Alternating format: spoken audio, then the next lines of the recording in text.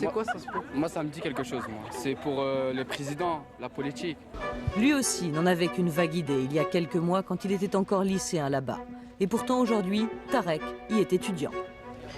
On a du mal à y croire. On va finir par y croire quand même. Mais tout est différent.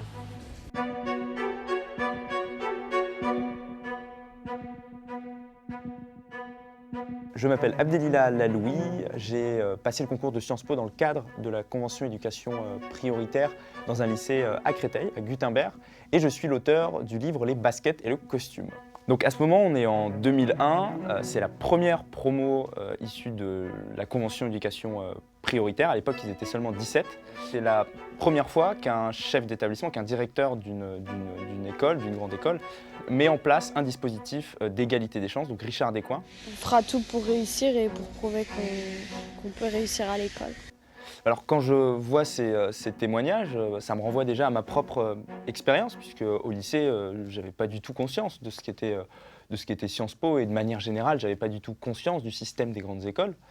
Et c'est aussi quelque chose que je constate encore aujourd'hui en banlieue, dans les lycées, dans les collèges, comme si une sorte d'inégalité des chances et d'inaccès aux grandes écoles coulait dans nos veines. Quand on nous dit oui, parce qu'on vient de ZEP, on ne peut pas accéder à des écoles de prestige, parce qu'on est nuls, on est les derniers de l'échelle. Un des objectifs de ces conventions, c'est de recruter des talents qui restent sinon en friche, complètement en friche. Et on se retrouve entre nos propres croyances, donc de croire que les autres nous prennent tout simplement pour des idiots, et une certaine réalité aussi, une réalité sociale, qui est due aussi à la scolarité qu'on a eue du collège au lycée en zone d'éducation prioritaire, dans laquelle on n'a pas, il faut le dire très franchement, assez intériorisé de choses, assez intériorisé de bagages.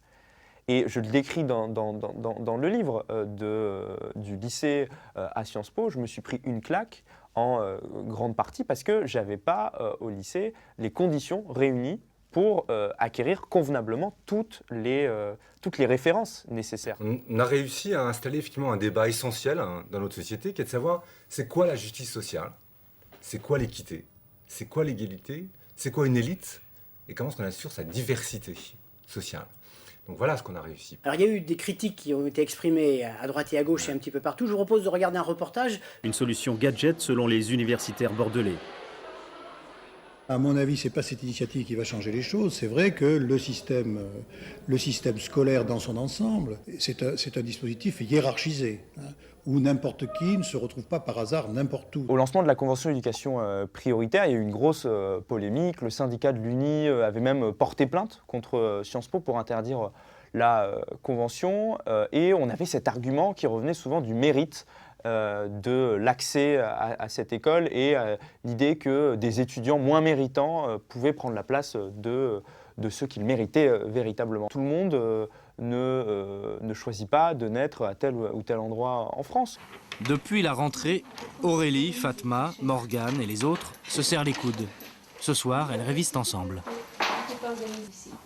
Au début, j'avais tendance à m'auto-censurer et j'avais une espèce de culpabilité d'être là. Et j'avais le sentiment en fait, de ne pas avoir ma place et de ne pas être à ma place surtout. Moi, j'ai entendu une fille me dire que c'était scientifique. Elle l'avait lu dans une revue. En banlieue, on n'avait que 100 mots de vocabulaire. C'est vrai? Ou alors, tu viens du Sud, t'es de ZEP, t'es de gauche, t'es pauvre, c'est bon, on peut pas parler de l'Europe avec toi. Ce genre de choses. Voilà. Mais c'est vrai que c'est des blagues, mais quand tu les entends 10 fois par jour, par une quinzaine de personnes différentes, tu te rends compte que c'est quand même présent dans leur esprit. Une fois arrivé à Sciences Po, on a effectivement le sentiment de ne pas être à sa place parce qu'on a déjà des codes qui sont complètement différents des nôtres, qui sont complètement différents des personnes avec qui on a grandi. Et donc là, on a toujours l'impression d'être seul au monde parce qu'on n'a pas la réponse en fait à cette transition hyper violente. Pourtant, 10 ans plus tard, les résultats sont là. Sur les 860 étudiants de ZEP, 90% ont eu leur diplôme. Côté salaire, ils gagnent en moyenne 2 500 €. C'est 300 € de plus que les autres diplômés de l'école. Cette réussite, Hakim Alouche n'y croyait pas. Il est conseiller municipal à Saint-Ouen où il a grandi. Issu d'un milieu populaire, il a bénéficié des premières conventions ZEP et ne veut surtout pas être considéré comme un diplômé au rabais. Ce qui compte à la sortie de Sciences Po, c'est qu'on acquiert une nouvelle identité, c'est être un ancien de Sciences Po. Voilà. Et ça, c'est en soi un nouveau sésame. On entre dans une nouvelle famille. Je pense qu'on est encore au début en fait, de cette transition sociale et que 20 ans après, on a encore beaucoup trop d'inégalités et beaucoup trop de choses à combler. Mais on est, je pense, grâce à ce genre de dispositif, on est au début de quelque chose et on est au début d'une ouverture sociale.